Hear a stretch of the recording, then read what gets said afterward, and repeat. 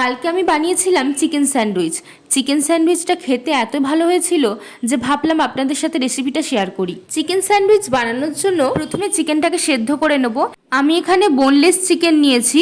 একটা কড়াতে 1 কাপ জল নিয়ে তার মধ্যে চিকেন, হাফ চা চামচ করে আদা রসুন বাটা, স্বাদ মতো নুন, 1/4 চা চামচ গোলমরিচের গুঁড়ো এবং একটা তেজপাতা দিয়ে ঢাকা দিয়ে ভালো করে সেদ্ধ করে নেব। চিকেনটা ভালো করে সেদ্ধ হয়ে গেলে চিকেনটাকে আমি একটা বাটিতে তুলে নিচ্ছি। এরপর দুটো কাঁটা চামচের সাহায্যে চিকেনটাকে ভালো করে ছাড়িয়ে নেব, ঠিক এইভাবে। এরপর একটা কড়ার মধ্যে 1 টেবিল চামচ সাদা তেল গরম করে তার মধ্যে দিয়ে দেব 2 কোয়া রসুন কুচি, 2 টেবিল চামচ করে পেঁয়াজ কুচি এবং ক্যাপসিকাম কুচি, আর একটা কাঁচা লঙ্কা কুচি।